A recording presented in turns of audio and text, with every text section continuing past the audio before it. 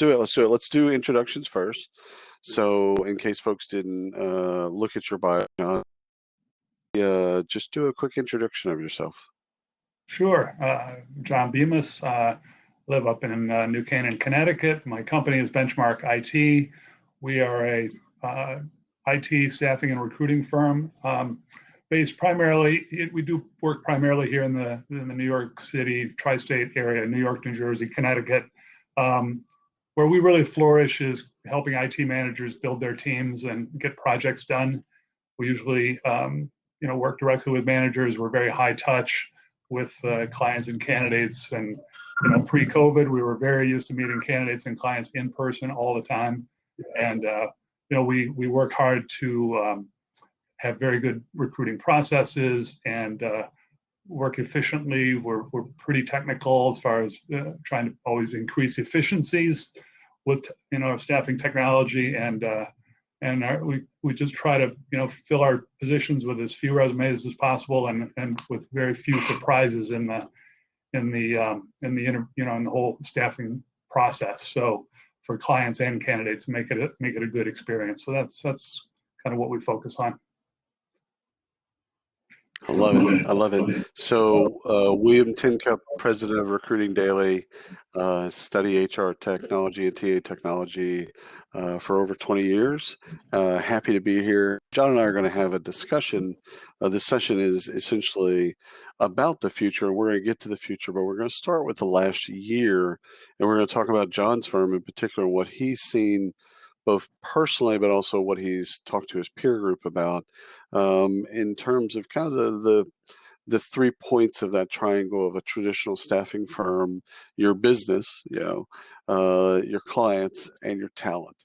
And so, John, let's go through the last year real quick, and let's go, just a year from now backwards to January, February of last year. And let's talk about the changes that you've seen in your own business over the course of that year. Sure. Well, those were January and February. Those were the good times. We were. It was very robust. We were talking about getting into the roaring 20s, and clients were hiring like crazy. I think that was probably the peak of a wave that had been building for the last 4 or 5 years in terms of just demand for IT professionals. We were certainly on a record pace. We'd had a great year the year before, and we were on pace to exceed that in the first couple months. Clients were starting to finally get the message and move faster, so they didn't lose people. Candidates were, finding positions very quickly. There were a lot of jobs out there, so we were very selective about what we worked, and we're just partnering with clients, just trying to pick the clients who would work really closely with us so we could do our job well. Candidates, it was a great candidate market too, very robust. I'd say I said at that time there was probably a job for everybody in IT. There were lots of positions.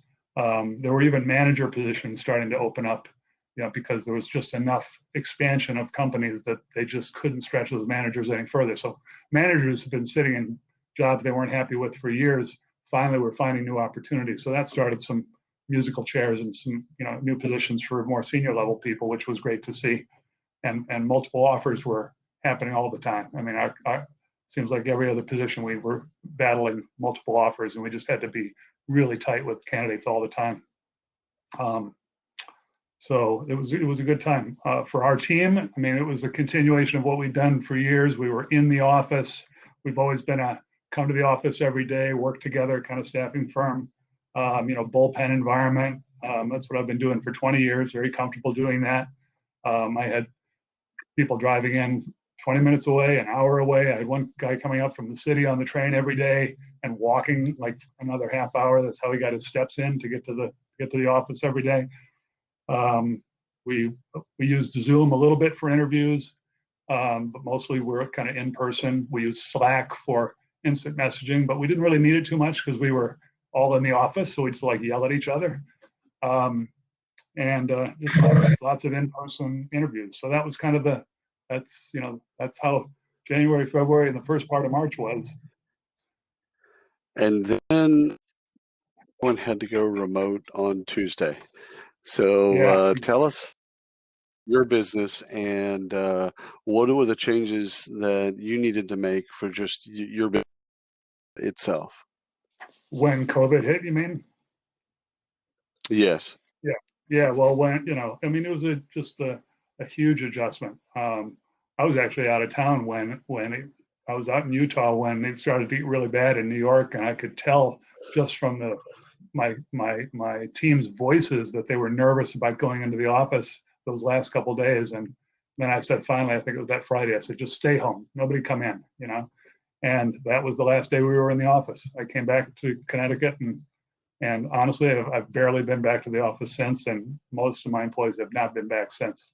But it was huge for us. I hadn't worked from home more than 1 or 2 days in 20 years, probably. I just always drove to the office. So, um, big impact on the business. From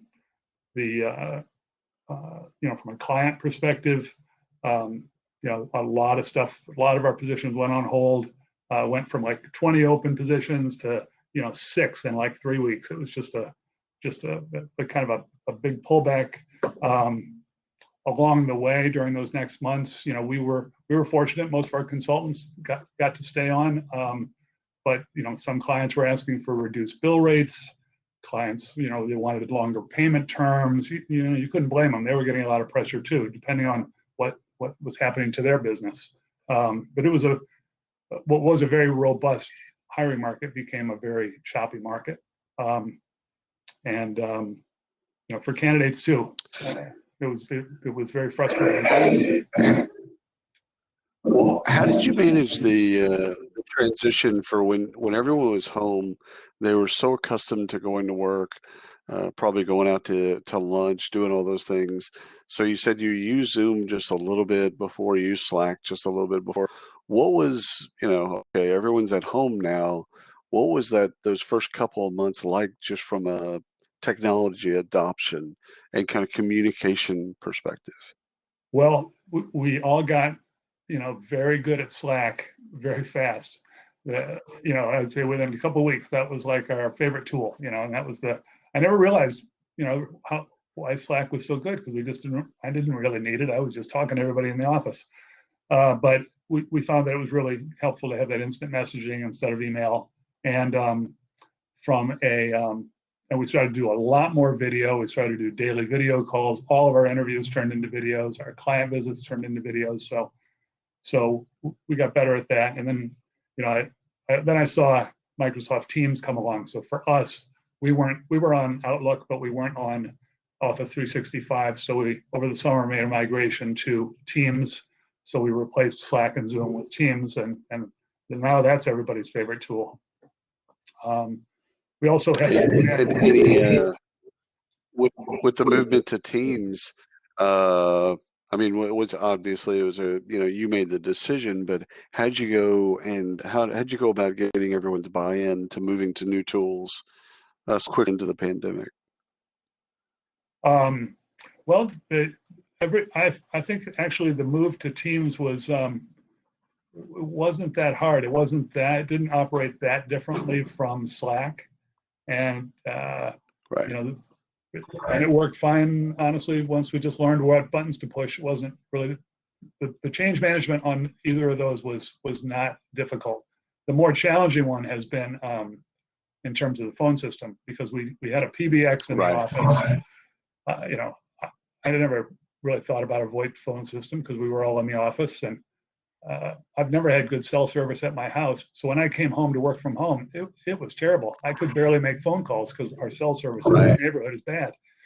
So I searched quickly for VoIP systems. Everybody else started to use their cell phones, and so we put in a VoIP system, and that is a little more complicated. The change management on that is a little harder because, you're so used to picking up your cell. So we're still working through that. Right. But I mean, everybody's got the option to use it. So. And your VoIP system integrates with Bullhorn? Yep, we have Bullhorn. We have Cloud Call as our VoIP system, and it's very nicely integrated. Right. So it's just a matter of, Okay. Yeah, it's all good. The other Right. thing, you know, So let's talk about let's. yeah. Oh, go ahead. Go ahead, John. No, I was just going to say culturally, the uh, it's been a challenging, you know, it was a challenging summer and fall, you know, especially in the summer. I would say just everybody. It wasn't just the mechanics of working from home; it was the, you know, dealing with the pandemic and the everybody's sort of, you know, mental state. And so business is a little bit down. You're trying to do business differently. You're struggling with all these new tools, and you know, people are sick all over the place. And it was interesting times from a management perspective. You know, not only did I have to learn to manage differently because I'm not just talking to everybody every day. You know, I had to, I think, get a little bit more inspirational. I was turning to, you know, like talking in our, we went to a daily video call. So we would meet every day to try to keep the team together. I think that has really helped. I got it for a while. I got into like daily attestations, you know, every other day I'd come up with a new one like, you know, we are a day closer to the solution. Appreciation is the core of great relationships. You know, just try to, just anything to just try to, you know, get people, keep people's spirits up, you know, because it was a tough time. So Yeah, it's you know, the other part of that what is there was prior to that there was an office to go to. So whatever the pilgrimage to the office was and the pilgrimage away from the office, work was at by and large was at the office. yes, And you know, when you're at home doing work, there's no buffer. You know, work, you can see people kind of the mental health and wellness kind of going downhill, especially over time, because there was no way to shut that off. It's just that's right. work was always there. Yeah, it's always there. And Take us. I was about to say you were going to the same place I was, John. Take us into client. How during this process, how did everything change with your relationships with clients? How did you go about that? well, we tried to, you know, stay as connected as possible via phone and video. But you know, when you're used to going out and seeing a good client every month and walking the halls and that sort of thing, it was a big difference. And same with the candidates. So what we tried to do was just really focus on a lot of calls and a lot of conversations. There's something about just talking to people that is when you're in an isolated environment that really helps. So we focused on that, you know, from an internal perspective. Our clients had to, you know, the big change. Of course, we were still filling jobs, and we ended up having an okay year, but the hiring processes had to change. I mean, clients. I don't think we'd ever had more than one hire off of a video interview before. Maybe that was a remote person. Now all of a sudden, all of our local clients had to go to a different mode of interviewing, no more coming in person. So that was a struggle for the clients to learn how to do it. It was a struggle for the candidates to learn how to do it. So that was a big change. We found that we really had to prep candidates for video interviews. A lot of people had never done one. We had one funny story where I was actually involved in this one. We got on a three-way with the candidate, and he turns on his Zoom, and his picture was totally upside down.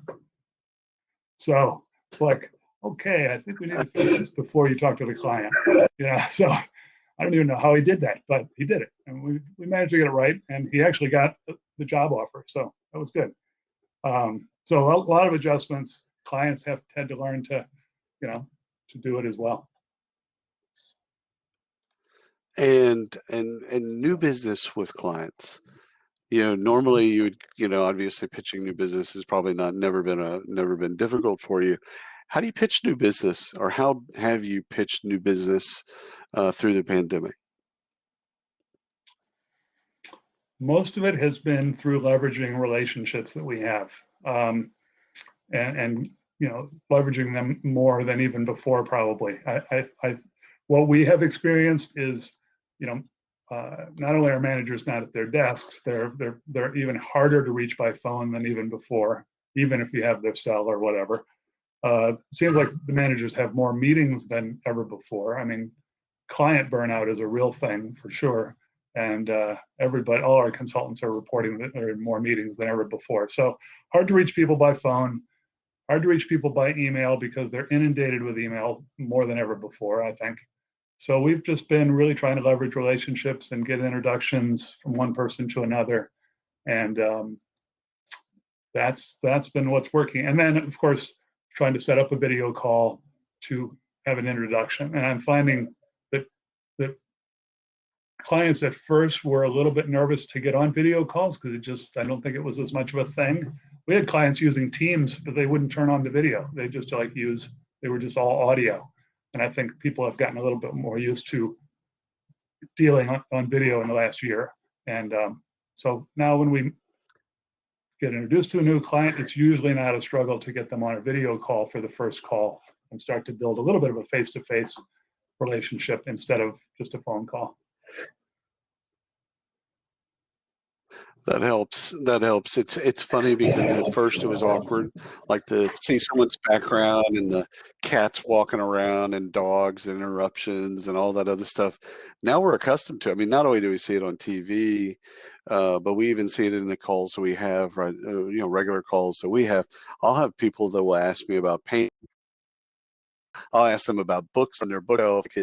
It transcends into, like we can now talk about the business at hand, which we'll obviously get to that. But I love that about, being able to, first kind of deal with the shock and awe of what was going on with your clients and being flexible.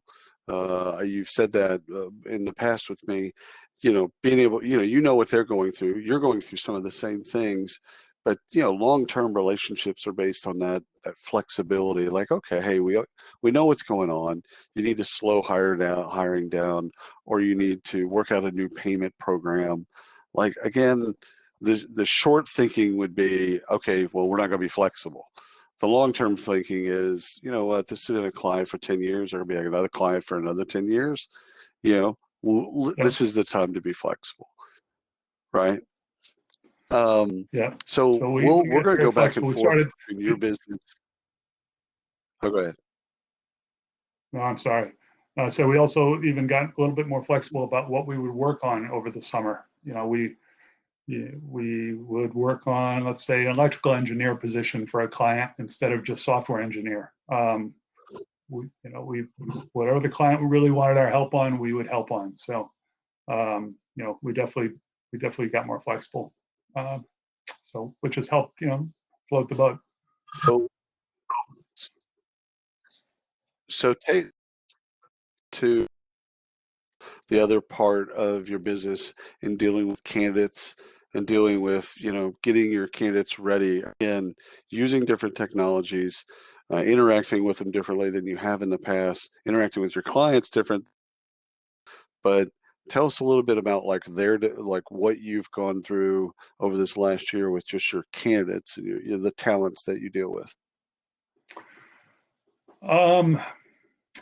I think that aside from physically not being able to be with them, I think what we've learned is that it's even more important than ever to stay in touch with people and get back to them.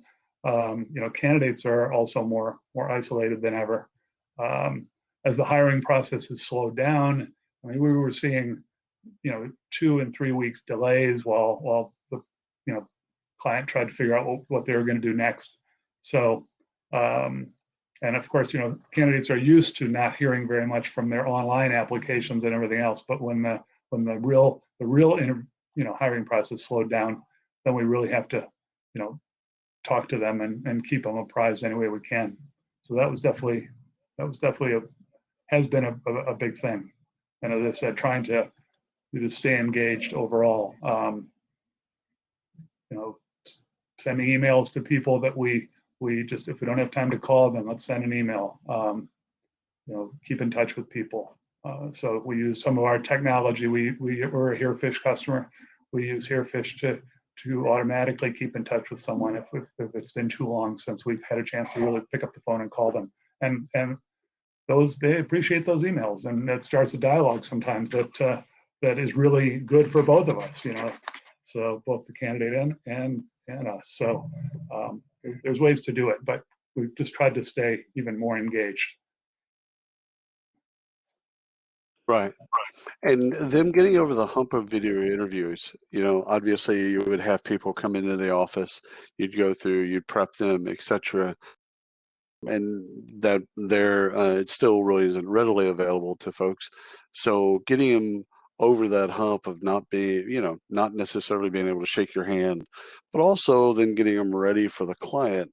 What did your team, what was that process to go through with your team of just getting the candidates, past any insecurities that they might have had with not being able to shake people's hands, not being in the same room, not being able to tour the facility or whatever, like all that stuff that we've gotten used to. What did y'all do to kind of get them over any kind of insecurity? That's probably not the right word, but just dealing with the ambiguity that the unknown, and then potentially taking a job with a company where they've never quote unquote, met the people that they've worked for.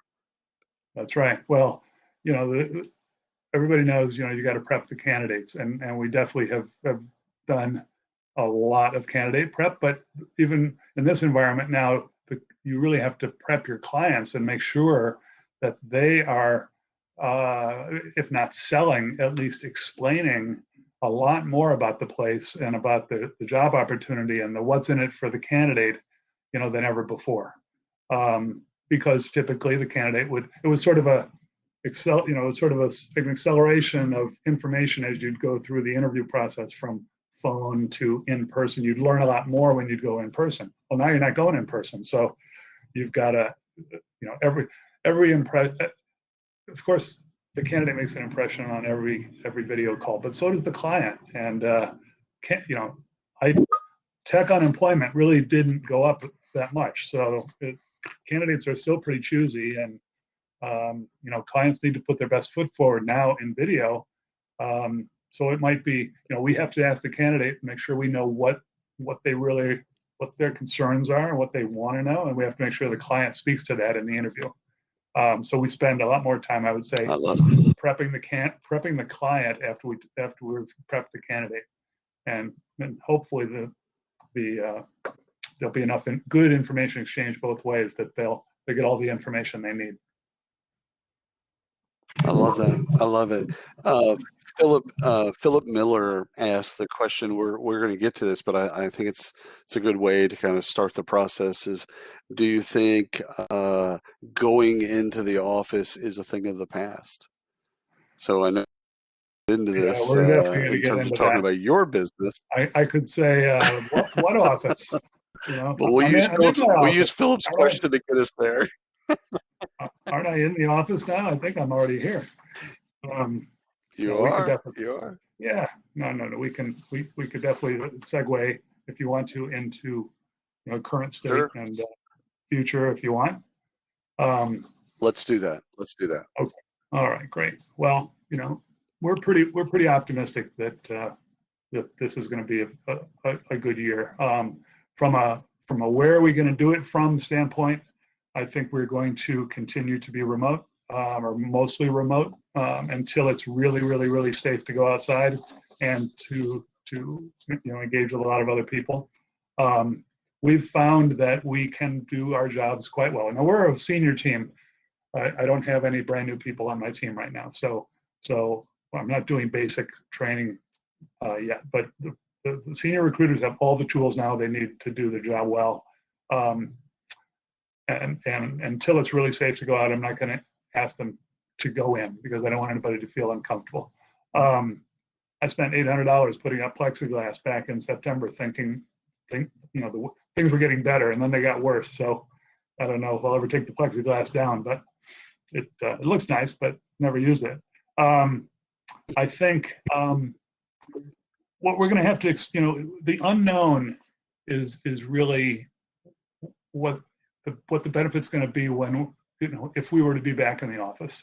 How much are we missing from a brainstorming perspective, from a cultural perspective, we still meet almost every day on video, but you know, a lot of us haven't seen each other in a year now almost. So I think once it's safe to go out, I'm thinking maybe we try, since we're mostly all within driving distance or train distance, we might try doing one day in the week, a week together, just to see what that's like, and try it for a few weeks and see if people really like it. Maybe everybody will really enjoy working together, and that'll be a plus for them. And if it's a plus for them, it's a plus for the company. Maybe we'll bring in a different kind of lunch every time we do that, just to make it fun. We're not spending much money entertaining elsewhere right now. So that's kind of what I'm thinking.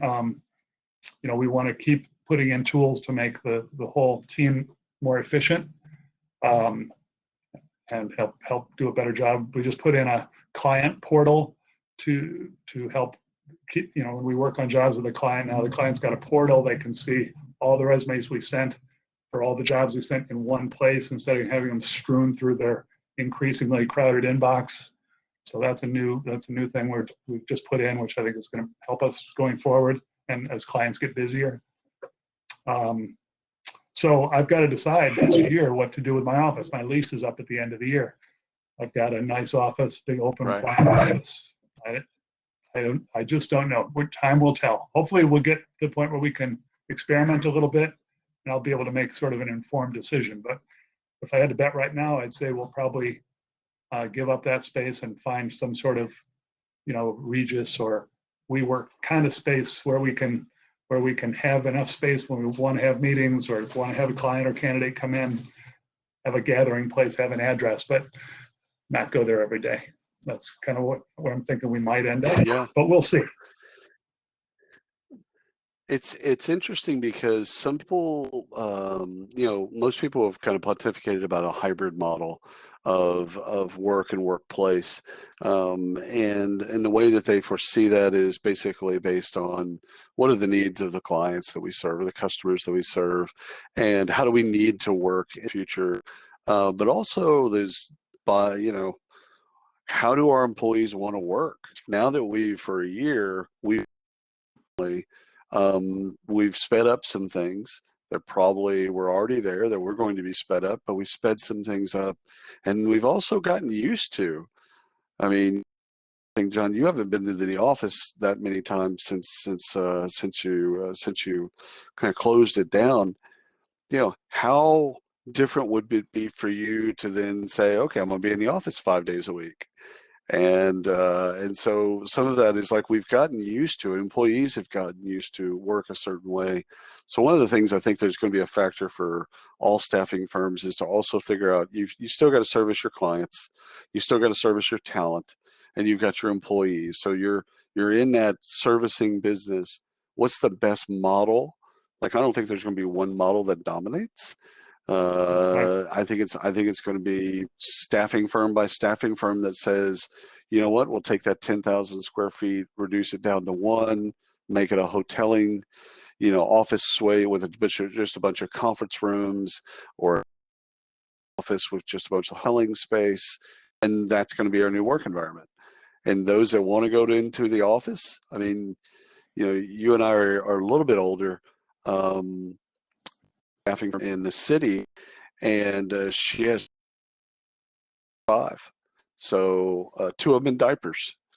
Right. She wants to go to the office. Yep. First of all, she's an extrovert. So I should, you know, caveat this just a bit. She's an extrovert, so she's missing being around people. But she wants that separation between work and office, so that the office and go do those things. So it's going to be kind of an interesting, you know, transition back once everyone's vaccinated, et cetera, once we have the ability to transition back. It is going to be interesting to see how staffing companies approach those models differently. Right. And especially for training new hires. You know, the traditional model for most staffing firms is, you know, bring a new hire into an office, surround them with experienced people, you know, let them hear what everybody else is doing, and give it your best. Well, that's really difficult to do in this remote environment. So I read a very interesting article on your website about a company that is doing it, and creating where everybody turns their camera on, and you can in effect listen in on other people's calls, and using call shadowing and other techniques, which we have, but so we haven't, I think the tools are there to do it, but it'll, for those that haven't done it before, it's going to be a challenge. Like we talked about this the other day, that training is going to be very interesting, because the way that we've trained traditionally, that indoctrination of once we all find somebody, we onboard them, we drop them deep into the pool, they listen, they go through we teach them the universe of no's, and how to, on both sides, how to work with clients and really manage expectations, do that with candidates and how. And you and I have been kind of grown up in experiences where people just learn from being in the room, and listening to other people talk on the phone and hear one side of that conversation. And a lot of our training has been that type of training, which is, there's no knock on that training. That's how a lot of people have been successful. Now, if people aren't in the office or not as frequently, we're going to have to rethink staffing training. We're going to have to especially new hire, someone that's done the bid for 20 years, it's a bit different. New hire staffing training, we're going to have to rethink that from start to finish. Yeah, absolutely. Well, we've brought on 3 new people since COVID, and all remote, but they all had experience in the business. So that's been kind of what I've been looking for. But what I did was I had them. I split up their training, and there were pieces that I might have done the old way. I might have taken them in the conference room and spent an hour. Now what I did is I had various team members get on a Teams call with them for an hour and work on a piece of the model, work on learning Bullhorn, work on learning, whatever pieces of our tech that we have, and learn our processes, and in so doing, build a little of that relationship with the rest of the team. So I think it's worked pretty well. It's been successful so far. Katika ask, and please, if I mispronounce your name, please help me with that. But I love your question. Customers are getting phone calls. Shocking. Do you think you would be willing to meet in person once things go back to normal? We'll use air quotes for normal, because I think that's what she meant. The reticence, will clients have the reticence to meet either candidates, talent, or even yourself? You might take clients out to dinner, or take them to a ball game, or whatever you do to really kind of meet with clients and do things with clients.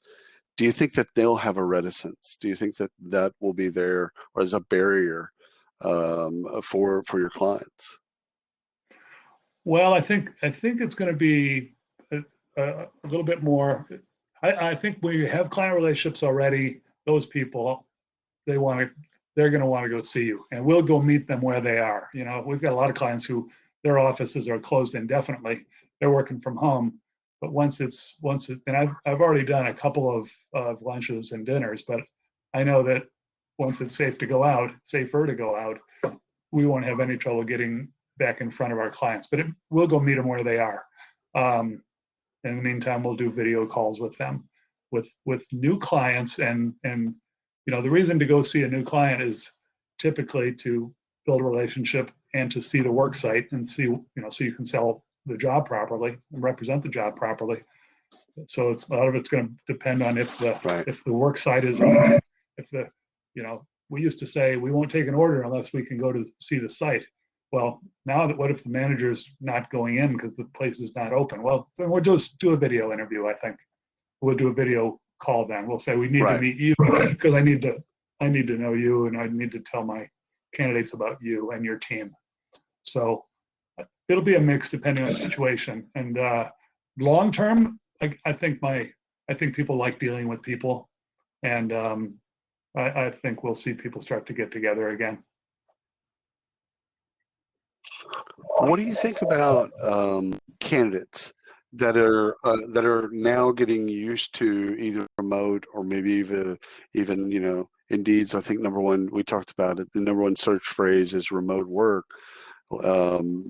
Maybe now they're getting, no, I wouldn't say addicted, but maybe they see the possibility of, I don't have to live in San Francisco. I don't have to live in the city for that job. I can live in South Dakota and still do the job. What do you think about that as a trend going forward? Like remote work got pushed upon us because of COVID, but now candidates are asking more about remote work. In fact, they're searching for jobs based on remote work. Do you see that as something that'll kind of come back to us, or do you think that that's kind of something that's here to stay? I think that's the single biggest change in the whole industry, and I think there's going to be a lot of remote hiring over the next couple of years. Because they have to right now, but also, unless you really find out that the remote workforce is not as effective, but it's in tech especially, where it's so hard to find people. It's so hard to find people in any given place. It was so expensive to move people to the Bay Area, so I mean, these tech workers can sit at home and do their job quite well. So I really think that we're going to see a lot of it. I think clients, I've got clients right now that are like, well, we want people back on site when we reopen. And I'm like, well, what about right now? You're trying to hire a software engineer now. So do you want somebody that's remote? Do you want them to promise and make sure they're going to relocate to be on site? I mean, clients have to be decisive now if they want to hire. They at least have to make a commitment for, the next couple of years for this person. Tell us what you want. You want a remote? Are you open to remote? Or you really want somebody who's local or will definitely relocate to come in because you want your team all back on site. Some companies got a fairly big client here that is just insistent that they get everybody back in the office. So, for those, as long as they just make a decision, fill the job. Yeah, that's going to be interesting because there's going to be people that don't want to work for that company in the future because of because of the appearance of inflexibility, which is probably not true. It's just people they like being in the office. They want everybody to be in the office. Probably have a nice office. They probably spend a lot of time, money, and energy in making it a nice office. And some of this is, John, some of this is, I think we touched on it the other day. This has been kind of a part and part culture, the culture of the office. You go in, you have coffee, you talk about, sports or whatever. You talk to your clients, you talk to talent, you kind of work your bits. And this is, to lunch, you might go out to drinks afterwards. A part of what we've considered culture has been the office. And when you take that away, well, what is culture? Yeah, absolutely. Well, and whether it's a client company or your own staffing company, it's definitely something you got to consider. And I mean, we've had, and our clients have had, I think, a very minimal amount of HR issues since everybody went remote. I mean, yes, you miss the company culture, but you also don't have like people getting in cat fights and annoying each other and everything else because their interaction is in small parts. Somebody stole my lunch, John. Who stole my lunch? Yeah, that's right. Who left that in the fridge? Who put that in my trash can? So great. That person's following me to the bathroom again. Yeah. Krista and Wes both have two great questions. Let's try on Krista's first. What do you think will happen with pay salaries with remote work? Clients lowering salary in San Francisco or keeping them the same, or etc. Like, what do you think from a staffing perspective, about location-based pay? What do you think will be kind of this near term and also in the future? What do you think that looks like? Great question, Krista. That's a very good question. And I've been, obviously it's in the news every week. It seems there's some article about people fleeing the Bay Area and, moving to Boise and still making the same money they made. The one data point I had is there was a Connecticut company that we had here, a bank, who decided instead of having everybody here, they were going to move a bunch of people down south. And when they made that move and they offered people the chance to be remote or to move to this other location, they actually did, reduce the salaries in commensurate with cost of living. And that went with the offer. And some people, it didn't sit well with some and it sat well with others. But the client took that approach that part of the reason we're doing this is to move into a lower cost area. I could see clients taking that same approach with remote work or with different locations, only because the only reason you pay so much in San Francisco, well, it's partly demand, but it's also partly the cost of living. If you're going to let people work from a place where the cost of living is less, I think the clients are going to try to pay a fair wage to whatever the candidate will take. It's the moving the people from the high salaries to lower salaries that's the tricky part, I think. For new hires, you just have to talk about people's expectations and make them an offer that they'll accept. So I think it's less of a problem with new hires. And I think companies should be able to. I'm going to go out. We're here in the New York area. I was just saying, we're in the New York area, so this is a pretty expensive place to live relatively. I imagine as we start to fill, if clients want to let us fill jobs with remote candidates, we'll probably come up with some savings for them in some cases. Unless the perfect candidate is in San Francisco, in which case it might be more expensive. So I've got a hot take on this, John, and you'll probably not like it, but I don't believe. I think a location-based pay has been outed as essentially how we've gotten to pay inequities, or a part of the way that we've gotten to pay inequities. And if we're just paying for the job, like, to make it fair, paying for the job is paying for the job, regardless of where they choose to live. So if you choose to live in Tokyo or Sydney or Manhattan, that's a choice. And I know people will then say, well, my family's there and this, that, and the other. Well, yeah, true, fair choice. And so if you want to make things fair and equitable, then you take location-based pay out of it, and you make it about the job. What are you doing? You're writing 400 lines of code today? Great. Whether or not you can do that in Scarsdale or Scottsdale doesn't make a difference. Code. And I think that's hard. I mean, especially the way that we've grown up, because we've associated, well, if you live in LA, it's so expensive to live in LA. Well, why do you live in LA? There's plenty of other places to live that are not expensive. So it's a hot take. I wouldn't say that it's a take that a lot of people are happy with. Challenges the status of, well, there's a reason that we pay people differently. Well, a part of that reason that we pay people differently is we're also paying we're hiding inequities with race, gender, sexual orientation, etc. We're hiding some of those inequities inside location-based pay. It's not totally there. There's other reasons and other ways that we hide those inequities, but I think if you strip all that back and you just basically make it the job, 10 years of experience doing this bit is this band of pay, regardless of where you work or where you live. I think you can make that transparent, and again, you can highlight where inequities are and then fix the inequities.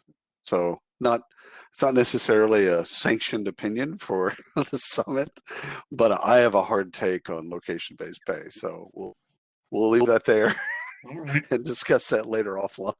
I saw an interesting question. We did have some other. Yeah, I saw the question. Oh, go ahead. Good, because I did too. The question about are we seeing pressure from clients that believe there's a surplus of talent out there? Absolutely, and it's a total misconception. I hear about a few 100%. layoffs, and they think that all of a sudden there's just hundreds of candidates to choose from. We're battling that constantly, but thankfully through TechServe, our industry association and other statistics, you can show, the fact that unemployment in IT is actually quite low and did not shoot up to anywhere near the average unemployment rate. So you just have to battle that with facts. But it's definitely, we see it in every little downturn. Oh, all these people are out of work. So Oh yeah. I wish that was the case. I would Well, have, and also a lot more candidates to give to my clients. yeah, exactly. I think that because we're talking about all staffing firms, depending on where you staff, right? You're staffing IT, and that's what your firm's known for. You saw very little dip. And we went from a candidate-driven market in, say late 19, early 20, to an employer-driven market for a lot of industries and for a lot of positions, but not yours. Yours, saw maybe a little bit of a dip, kind of more of a, what's going on type of dip, and the talent is still a candidate-driven market.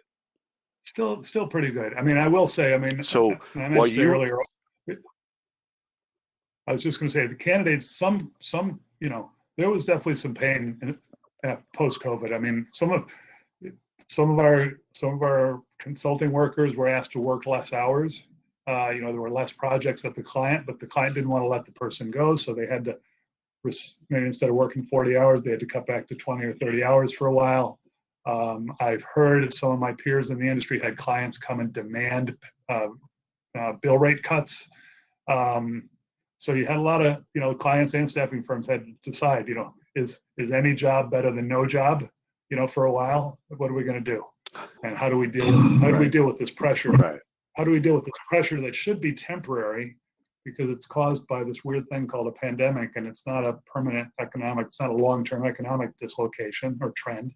So there have been a lot of interesting conversations, and personally, I've been happy to have my TechServe, peers to bounce those off of in our monthly roundtables and see how different people are handling it.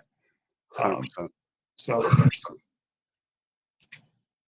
So while you were looking at John's question, I was looking at Wes's question. So let me pitch that to you. Thoughts on Sure. internal retention and attraction of new talent going forward, with so many large organizations putting a stake in the ground and smaller brick and mortar remote opportunities for competitors. What will be 100% remote? So let's let's do that twofold, John. Let's do that both. Yeah. Let's do the agency side as well as talent side. Okay. Well, I think I kind of covered it on the client side. I really do think there's going to be Right. a lot of remote opportunities, and on the if you'd have talked to me a year and a half ago, I would have said, "What, me hire a remote recruiter like in Iowa? No way. How would that work?" And now I'm like, bring it on. I just hired a recruiter who's doing great, who's like 30 miles away, but in our commuting New York terrible commute we have here, it's like an impossible commute. You would never want to do it. But he's come on board. If we do the 1 day a week thing, I think he'll be okay with it. We wouldn't want to commute every day to the office, but so there's definitely opened up opportunities for us. What other pieces were part of that question? I think you've handled it. You did it both on the client side and the talent side. I think we hit remote. Rajiv has a question that I think would be really good for us to tackle. It's, what is the impact of the MSP, VMS, and the future of staffing firms going forward? So what do you think? Because with those technologies, obviously they're gaining a lot of traction in helping firms, especially procurement, be able to standardize staffing contracts, et cetera. And then most of the world kind of hit pause. What do you think that world looks like going forward? Well, my what I've seen over the past 10 years or so is sort of a plateauing of the penetration of VMS. I mean, they definitely are in all the big accounts for the most part. I mean, a huge percentage of the big accounts have Right. VMS. I was worried for a Right. while of how low or how small, like, you know, would you start to see VMS in mid-sized companies? That hasn't really happened. I think there's a certain point at which it's too expensive to put a person on site or whatever. So, you know, will the VMSs really ever get down into the next level of there's got to be enough volume there for it to make sense for a Beeline or a Field Glass or even Right. for a client. So that's what I've seen. You know, the other thing that's really impacted parts of the staffing business is the rise of, you know, talent acquisition, and so many companies have built strong talent acquisition teams to work on their full-time jobs. So for staffing firms that did a lot of full-time and contract, that's another thing that we've been working with. But, you know, we've tried to partner with the TA people, and usually it's the IT positions that they struggle with the most. So we try to make sure we're there with them and partnering where they need us. But VMS, you know, I kind of feel like in our industry, you're either going to be a VMS focused staffing firm, or you're going to be a direct with manager kind of staffing firm. It's just such a different experience. I do personally feel that there are some opportunities for VMSs to make it a better experience for their vendors. You know, with video, I mean, you could spend more time. You could these manager calls could be better than they've ever been. Feedback could be a lot better. Somebody's just got to really want to make it better. And so far, I haven't really seen that across. But we're not a big VMS player, so I know there's a lot going on in the VMS space that I'm not exposed to. So I focus, you know, we form direct relationships. So, and I think that's you know, we're going to stay in our lane as long as it works. Right. And which Rajiv asked an interesting question. I think now knowing what you know, would you build a staffing firm that or niche? Niche. Yeah. I assume so, but I don't think there's any end to the. I don't think there's any end to the rate pressure that you get into when you're in a volume situation. So it's commodities. It's not commodities at that point. It's not getting any. It's a commodity, and I don't think people are a commodity, and I don't think good recruiting is good recruiting and is good recruiting, and there's a place for it. I'll just leave it at that. Right. So the last thing is for the rest of 21, I'm going to give you a magic wand. Okay. You don't get to keep it. I get it back at the end of the session, but I'm going to give you a magic wand, and I want to give you one wish for your business, for your clients, and for the talent that you deal with. And one wish each. Let's go through each of those wishes. What's the wish that you have for your own business? Oh God, you should have told me about this question. I'm just terrible on the spot. You're fine. Well, you know, the wish for my business is that, you know, we do have a nice bump up from last year, and that all my team members have a good experience and they all have a good year. That's, you know, we're just a collection of individuals working together every day, and I want them all to be happy and take care of their clients and candidates and families. So, and I want I want us to be able to get out by mid-year for candidates, clients, and I want us to, you know, and for all three parts of the triangle, I want us to be able to get out and see people again. You